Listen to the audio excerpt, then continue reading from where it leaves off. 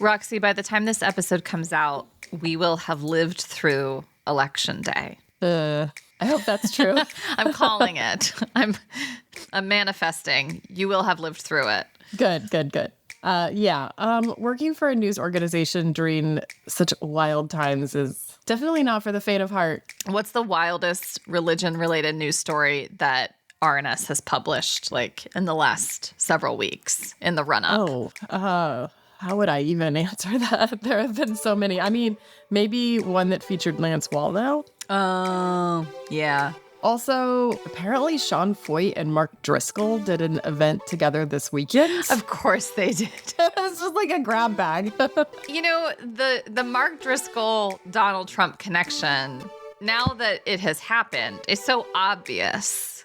Right. I don't know how this hasn't happened before. It's a match made in heaven. Or how we didn't predict it, like right here on this podcast at some point. They really are made for each other. Two of our favorite men coming together.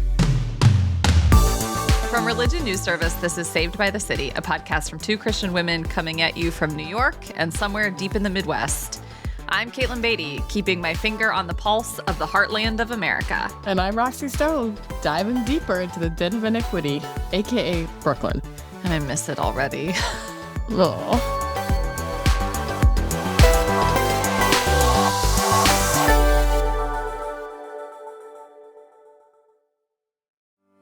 I'm Paul Brandeis Rauschenbusch. This week on The State of Belief, Voices from the Road, conversations recorded along the way as Interfaith Alliance Vote is Sacred bus tour roars across the country. We can choose to love our neighbors.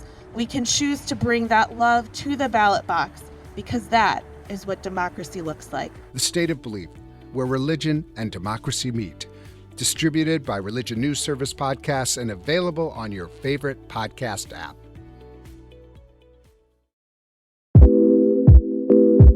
Well, as many of our listeners know, Roxy, last week I packed up all my stuff, rented a car, and drove out of that den of iniquity to my parents' house in Ohio. And are you missing us already? We're missing you. Yes, I am. I'm kind of asking, what did I just do? Oh. Well, so the last 3 nights, I've had dreams about New York City, about like being on the subway or being in my apartment. And I've woken up with this kind of heart pang, like, oh, I really miss this place. And oh no, I don't know what to do. I mean, I feel both sad and good. Right. Like, maybe that means you'll be back. Maybe you'll rue the day you ever left us. Yes. What does rue mean besides like a roux that you make for a soup? I think they're spelled differently. They are. The roux for the soup has an X in it. Yeah. I don't know exactly what it means or where it comes from, like the etymology of that word. Mm-hmm. But I always imagine when I say it, like someone like on their knees, looking up to heaven, shaking their fist. Yes. Definitely. And I'm getting there. So this is a big life transition. And I think for all of us, it's natural to wonder if you made the right call in the midst of a big transition. And there are times when you can look back and feel like, oh, I actually did make the wrong call. Yes. Speaking from experience as someone who once left New York City and rued the day and then came back, yes, you can make the wrong decision. Also, choosing to do that for a boy I will not name. I know his name in my heart. Yeah. So there's regret about like the big things. Why did I do that? But also little things like, why did I go out on that date with the guy who was really into feet? Unless that's your thing. Or why did I wear that Minions costume to like the Halloween party full of cool people? Great question. Today we're going to turn inward and reflect on our smallest and biggest oopsie-daisies. Somehow calling it that makes it feel better and easier to handle than like mistakes. What's the movie where one of the actors goes, Whoopsie-Daisy? It's Notting Hill. That's right. It's really charming. I watched it a few weeks ago and it's great. It's definitely Hugh Grant in Notting Hill. Right? Whoopsie-daisies. What did you say? Nothing. Yes, you did. No, I didn't. You said whoopsie-daisies. So our plan on this podcast is to expose our most shameful moments to the world. We also have categories to guide us. For example, like your biggest, I shouldn't have said this regret, which could be a lot of things for me. Or your biggest automotive regret, your biggest fashion regret. And your biggest tweet Oh my gosh. regret. Well, see, the aforementioned biggest I shouldn't have said that regret. Also, it won't be that bad because, of course, everybody, including our listeners, has regrets. Even my 5-year-old nephew. Here's what he had to say about what we should do when we've made a mistake. Luther, what do you think people should do if they make a mistake? Put the potty and think about it. And then count to 15. Why does that help? When you go potty, it helps you calm down. Yeah, that makes sense. From the mouth of babes. That's wisdom. All right.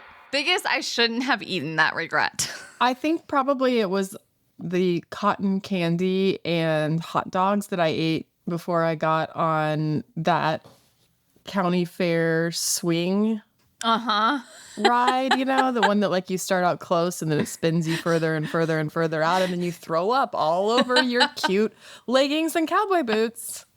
Aw. I mean, who among us has not? I know, but it's so embarrassing when you're a little kid. And then I felt terrible. And the county fair was such an event, it was the highlight of the year. And then I had throw up on my leggings. Oh, how old were you? I would say like early elementary, like maybe first or second grade, Hot dogs and cotton candy at that age are like, yes, put these things together. Actually, there was no doubt there was some funnel cake involved because that was like my favorite thing at the county fair. Well, I feel like my biggest food-related regrets are related to another category that we will get to, which is biggest booze-related regrets, which is just always that, like, especially if I'm traveling and I drink too much, at 11 p.m. I'd be like, I know, I'll get on DoorDash and order Taco Bell. Taco Bell. And then I wake up in the morning and I, of course, do not feel good. Not the best life call. Or you wake up at like 4 a.m. just like so thirsty. Or you wake up with hot sauce on your neck. Wow. I mean, just hypothetically, I've heard that can happen to people. Ugh. All right. Biggest fashion regret. Maybe I'm living through mine right now. You never know. Yeah, that's the problem. In the moment, it feels right. It feels so good. I feel like all of my fashion-related regrets have to do with buying an item in a particular place and then I bring it home and I go, I'm never going to wear this in real life. Like coming back from Vegas with like 5-inch heels, stiletto heeled leopard boots. Wait, what am I doing? Did this really happen? How have I not heard about or seen these 5-inch stiletto leopard print boots before? Well, because I didn't keep them. I think there's something to this. I think fashion-related regrets are often related to, like, I'm in this particular place that's out of my normal place, and the people here are dressing this way. Exactly. So I should dress like them. I should get something that fits with what other people are wearing here, whether or not I actually really like it or it complements my body. Exactly. I often have this problem at REI. I'm convinced everything there is super cute. And it is when I'm in the mountains. And then I come back to New York and I'm like, I can't wear this in real life. My biggest fashion regret is in my early 20s, I shopped almost exclusively at like Macy's and Lord & Taylor because I was only shopping for work at a quite conservative Christian organization workplace. Right. And a friend who I went to church with, and he was older and like cooler, we went out to drinks one night and he was like, I think you dress dowdy. Oh no.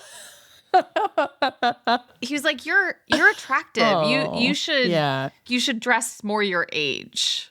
But, my colleagues at CT would not have appreciated, I guess at the time it was like Anthropology, Urban Outfitters, that vibe. Right. Having also worked at that particular place. It was not an aesthetic place that inspired. No. I think it's changed now, but I mean, in that era, it was like all of the furniture was very like heavy wood furniture. Mahogany. That had been there for like 30 years. Weighed a ton. Mm-hmm. It was very traditionally masculine. Uh-huh. All right, we're going to kick up the seriousness all a notch. All right. Biggest church-related regret? I mean, it's definitely the college church that I have at times described as cultish. But it's partly just how much I like threw myself into it, Mm-hmm. There's something about college, right? You're gonna throw yourself into something fully. So, sometimes I kind of wish I'd like thrown myself more into the sort of like alternative poetry crowd. Here's the thing, though, about regrets. Maybe this is zooming out and getting too philosophical too quickly, but like, you can only make the decisions that you have the wisdom to make at that time of life, Mm-hmm. Like, of course, if you knew what you know now, you wouldn't have jumped all in to a cultish Christian subculture. Yeah, I mean, my parents told me not to. Mm-hmm. So maybe I should have listened. But you are so sure that you know better than your parents at that age. Yeah, your parents are out of touch. Your parents aren't as on fire. It was just so easy to judge my parents at that age. My biggest church-related regret came a little bit later in life, in my late 20s, early 30s. It's like a large, influential Anglican church that we've talked about. And I had lots of friends and peers who went there. And it's like very prominent in the Chicago suburbs. And I actually didn't throw myself in because I had heard rumblings about the leadership and like certain ways that they were disciplining people or certain teachings that really gave me pause, and the ways that they had treated specific friends.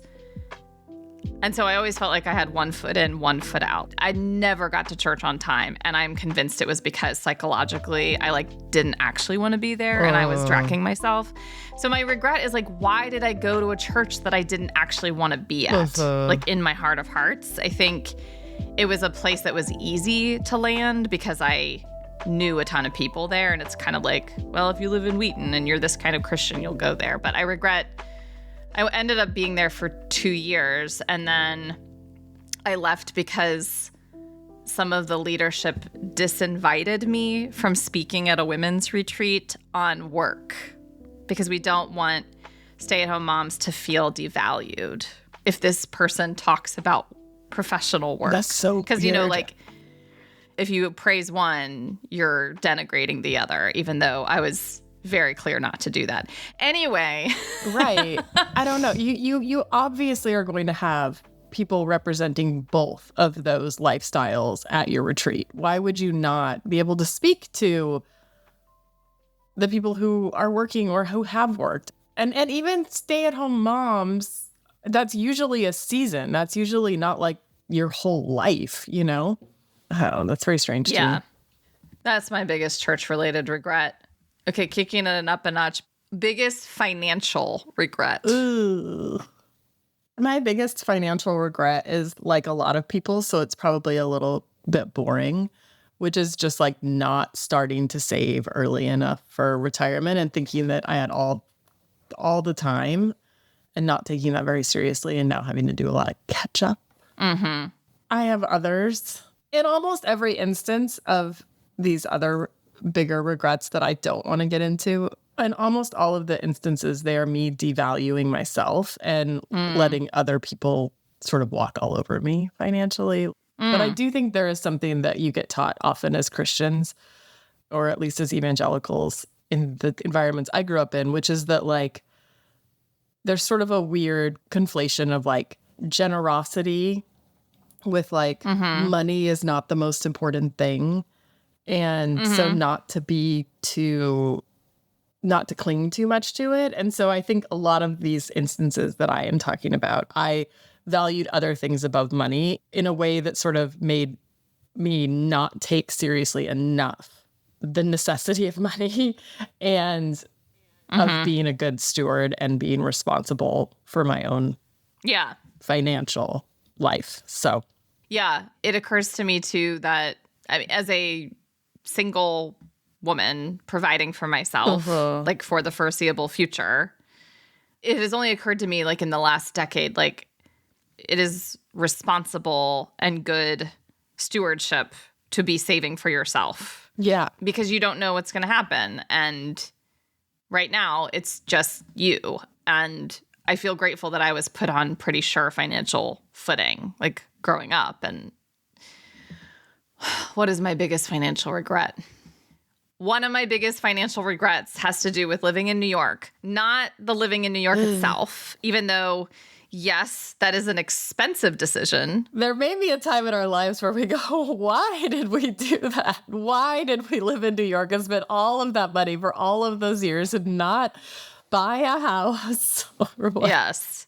Our future selves will worry about that later. We'll rue the day. I regret spending money on things like, I'm thinking primarily of shows and concerts and restaurants that I went to because they were buzzy. Oh. And then like they weren't very good.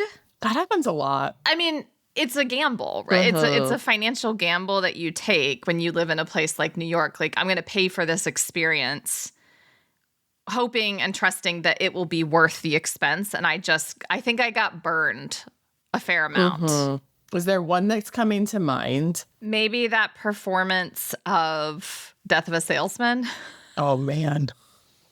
Actually, that wasn't that expensive. It was, No, I don't know. think that one was that expensive. We did pay almost $200 a pop for Sweeney Todd, which I thought was very good. I don't know if it was that good. Yeah, it's not one of those that I'm like, oh, I'm so glad I saw that.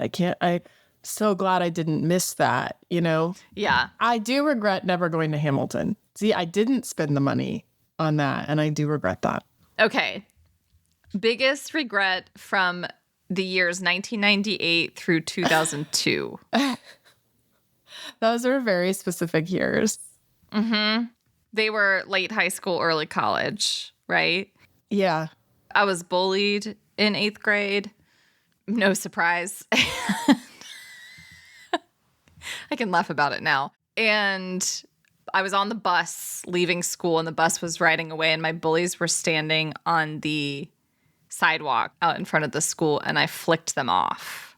And they were like, what? Like they were gesturing, and I felt so guilty. Oh, no. I immediately went home and confessed to my mom that I had given someone the birdie. Oh, that's your biggest regret from like all of. So basically, these years for you, it's like the last year of junior high and most of your high school years. Yeah, that was weak. I did my freshman year of college. I had a crush on a boy who sat next to me in this art class. And I called him on his dorm room phone one Friday night and asked if he wanted to go out on a date with me. He was like, oh, yeah, maybe. Let me get back to you. And then, he did not get back to me. And then we had to sit next to each other the rest of the semester. Wait, what year was this? This was like 2002. This was 2002. However, later that year, I saw him at the campus gym. He was like doing weights, and he was like, come on, bro, give me 10 more. And was like grunting. And I knew that it was right that it hadn't worked out. Thank God. You could have been with a gym bro. Wow. So I got married in those years? Wait a minute. I feel like my answers are so low stakes, and then yours are like... I don't know what to tell you, Katelyn. Maybe you just haven't taken enough risks. I don't know. That might actually be true. So here's the difficulty with this. I don't know how to talk about this in a lot of ways as like whether it's a regret or not, right? Because, and this is maybe the case with so many of the things that we were talking about or that we could talk about if we wanted to go very deep. Like you said earlier, do you regret these decisions that you made with the information that you had at the time? And also, my life would look really different. And I don't know what it would look like if I hadn't gotten married. At age 20? At age 20, which I think I can safely say that was a bad decision. Like, I was too young. Again, my parents told me that. But I was like, guys, you got married at 20. I think that there are people who get married that young who have great, wonderful, long, lifelong marriages. Sure. And that you can know somebody in a way that you can never know somebody if you get married later in life. Like, to grow up together, to go through all of those years together. There are people for whom that is a beautiful life and a beautiful love story. Yeah. You're not denigrating early marriage as such. No. I think it is very risky. And I think it is particularly risky when you are in a high control religious environment and everyone around you is getting married and telling you that this is like the best way to live a life. And I think people change a lot.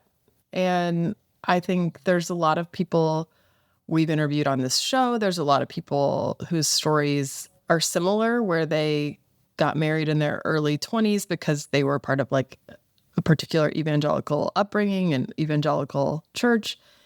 Or other, I mean, it's not just evangelicals.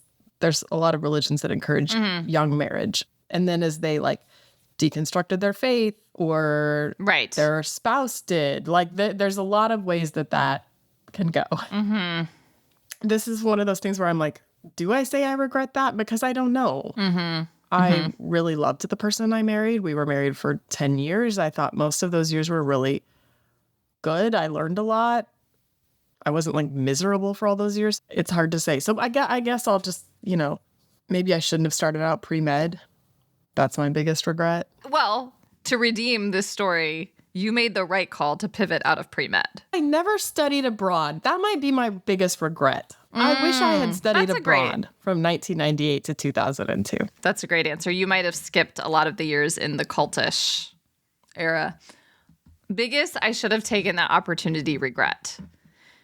I think I could have taken more professional risks over the last several years, especially given that I was in New York. I mean, not that New York is the epicenter of the world and you can't get a great job if you're not there. But I do think that there are probably specific kinds of opportunities if you are there that are just easier to access.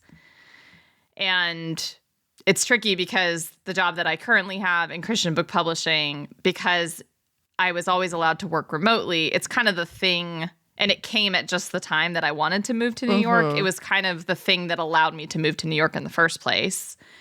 And I've never wanted to like put in 2 years and then quit, and at the same time, I just wonder if I could have made more of my time in New York. And now, and maybe this is part of turning 40, and a lot of people feel this way about their careers, but a kind of like, is that all there is? Right. Is this going to be my path for the next 20 years? Is there any place to go from here? Is there more creative work out there? So I have some regrets about opportunities not taken professionally. Yeah. So I don't remember if we've ever talked about this on the podcast, but I had a book deal and I didn't write the book. And the book contract got canceled amid a lot of other canceled contracts at the beginning of the pandemic. And I regret not writing it sometimes. I also felt a pretty big sense of relief in a way when it was canceled. I think that I regret not just getting over myself. And doing it? Yeah, just doing it. While at the same time, I'm giving a little behind the scenes here to our listeners, but your next question in the bullet points of regrets is biggest I shouldn't have agreed to do that regret. And I think that these are related. I think I never should have agreed to that particular book contract. Yeah. It was tied up with my work at the time. It was on a topic that I don't think I ever really felt comfortable writing about or wanted to necessarily put my name with. And I think I knew that in some ways before I signed the contract, and I still did because I wanted my name on a book. Yeah. I think that it is linked. I wish that I had just done the thing, but also I wish I had never signed the deal to make me do the thing, and I would have held out and waited or like pursued a book contract at a time and on a topic that made a lot more sense for me. You can still write a book, and it can be about something you actually want to write about. Yes. That you will be proud to have your name attached to. Yes. Biggest I shouldn't have agreed to do that. It's hard because I know why I did it. But of course, I regret getting engaged to someone at age 27 after we had dated for 6 months, and he wanted to get engaged after 2 months. Oh, I didn't know that. It was very fast. It was happening at a time when a lot of my friends and peers were getting married and like pairing off. And, you know, I was also living in a place where being 30 and single seemed like, whoa, that's, you're 30 and you're still single. There was just a lot of unspoken assumptions about, well, one, that you should definitely get married, and two, that you should get married in this specific time. And, you know, I thought that I loved this person, and there were lots of things that worked until they didn't. And there are all sorts of yellow end flags that are so clear to me now. Yeah. And like, I think on some level, we're beginning to become clear right around the time that we did get engaged. But I don't know. I wanted to be married, and I thought that I wanted to spend my life with this person, and I thought that God was like bringing us together. And I think when you overlay a romantic relationship like that with like God's plan or providence, or like this is supposed to happen, it can be really hard to break out of the thing that you think God wants you to do. And I don't even know that I would have ended the engagement. Like, he ended the engagement. And I don't even know that I could have, because I was like so locked in and I wanted the thing so bad. Now, this I understand. regret has turned into, over time, an incredible relief. Yes. That it did not happen. That only becomes clearer every time his name shows up on the internet. He's not a convicted person, No. let's be clear. He has certain views about women in church leadership that I'm like, whoa, you went there? Yeah. Oh, now I see that with this absolutely would not have worked. So it has become a relief. But I don't know. I wish I had had more space at the time to like sit back and assess, or for someone to say like, you don't have to do this, you know? Yep.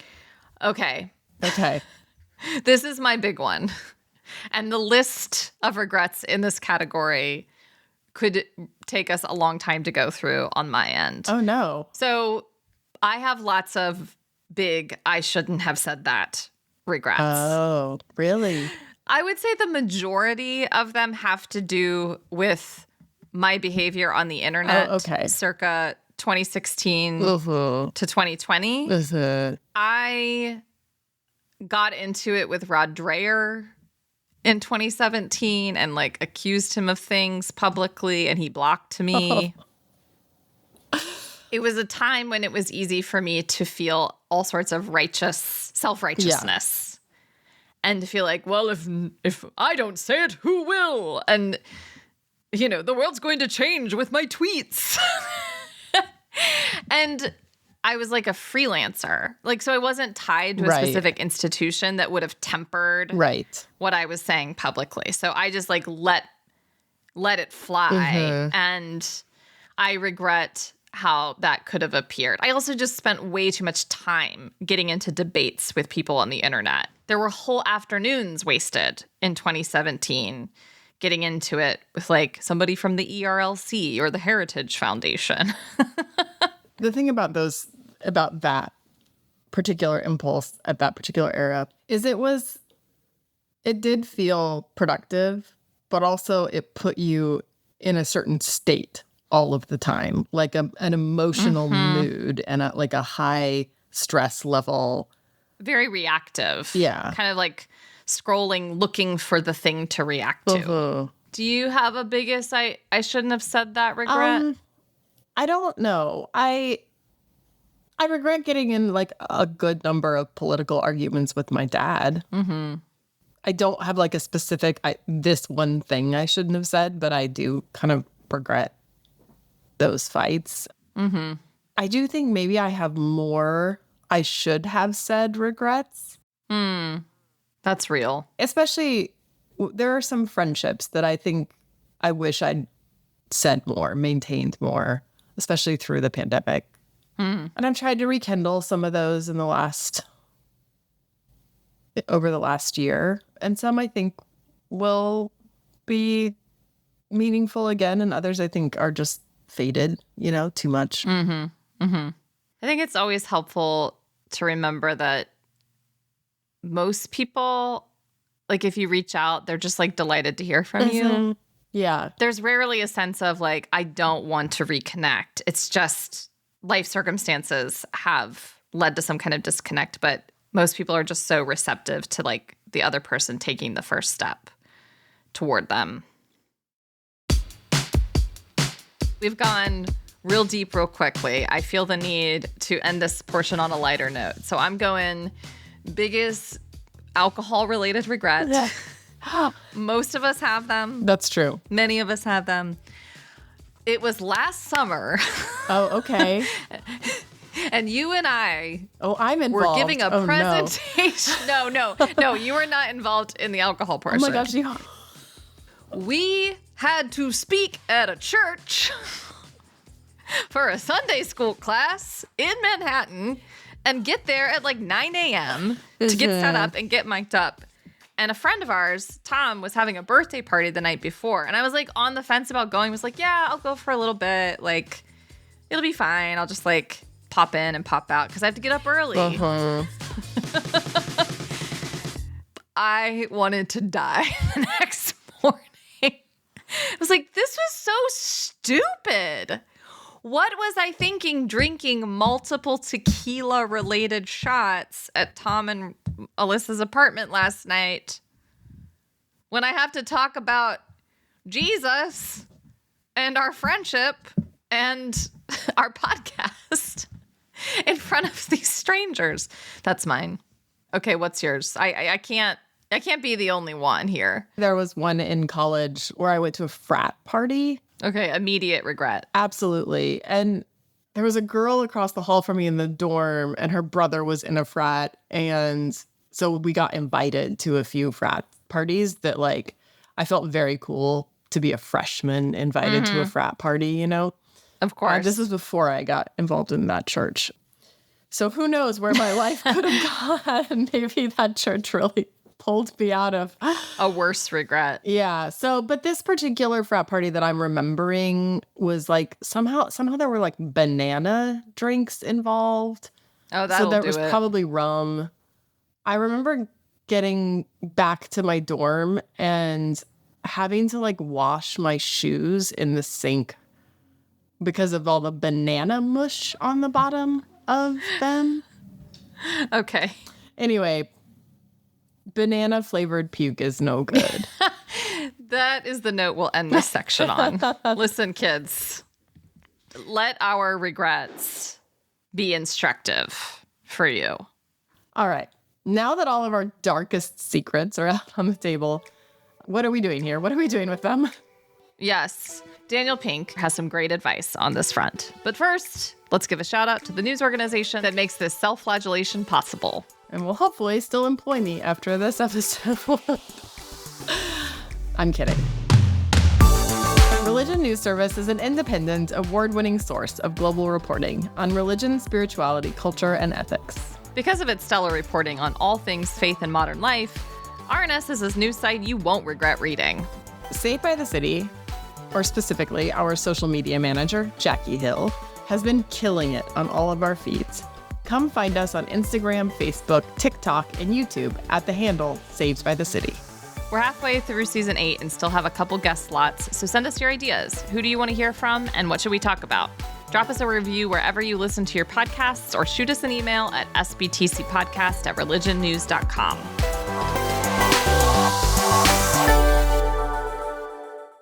See the new feature documentary film, Blue Baby, October 9th. The documentary follows 8 boys through Father Edward J. Flanagan's Boys Town, a prison alternative in Omaha, Nebraska.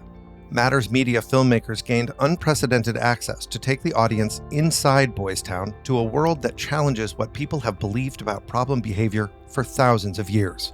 Blue Baby is a film that goes beyond the heart of a Catholic priest and into the real-world impact of what he created. See it October 9th and visit mattersmedia.org to experience this powerful documentary. All right, what do we do with all our Whoopsie-Daisies? Well, Daniel H. Pink is the best-selling author of the book, The Power of Regret. And he says, imagine calling yourself in 10 years and asking your future self about a choice you're facing where you don't want to regret making the wrong choice. So something that you have to decide on imminently. And you kind of quickly realize that there are certain kinds of things you're deliberating that don't really matter. Like if you ask your future self, should I make pasta or salad for dinner tonight?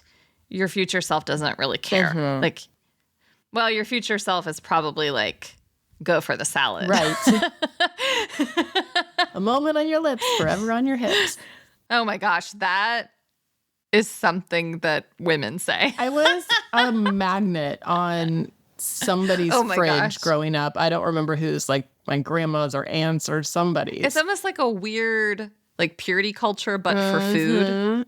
Like a moment of pleasure, but a lifetime of sin or something. That's messed up, y'all. But yeah, maybe salad's for the best. But then if you ask your future self, like, okay, should I reconnect with that friend? Exactly. Should I apologize for the thing that I said that I shouldn't have said? Should I apologize for not reaching out sooner to somebody? Like, our future self will help us see what we will regret if we don't do it, or if we do something.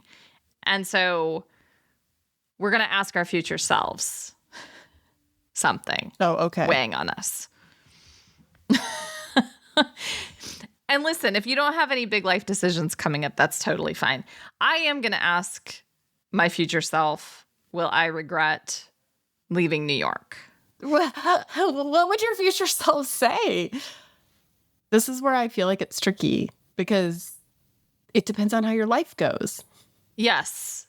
I think my future self will say, you made a good decision at that time, knowing what you did. We have, in fact, said that as our future selves to our past selves several times on this episode. Yeah, knowing what you did, where you were in life and in your development as a person and specific circumstances, you made a great decision. I think my future self will say that. Mm-hmm. That is not a guarantee against regret. There is no guarantee against regret. And also, with a lot of these things, there are some good things and some hard things, right? In every decision. So what do you want to ask your future self, Roxy? We've talked about this on this podcast. I think we're going to again. You know, my husband and I are like in that process of thinking about like kids and probably a fertility journey. And I think that my future self would regret not at least giving it a shot. Mm-hmm. And that's huge to realize. Yeah. There are no guarantees, obviously. No. It's not like, and your future self can tell you where the fertility journey ends or where it'll take you. But to know that not going down the path, you would regret that is big. I think so.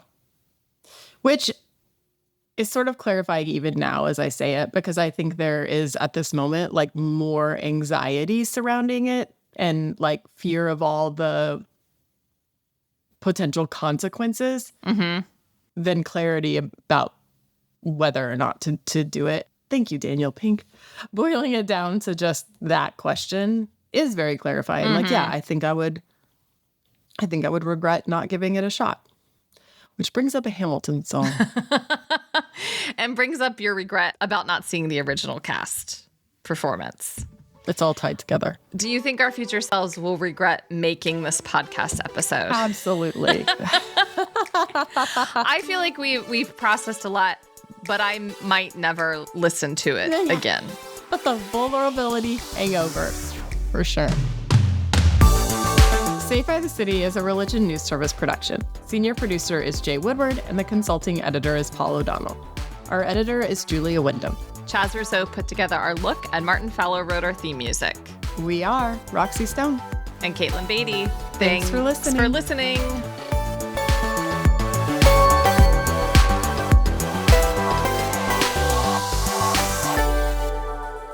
Biggest, I shouldn't have agreed to do that regret. I said yes, and I definitely should have said no. Okay, I need to start with something lighter. Okay.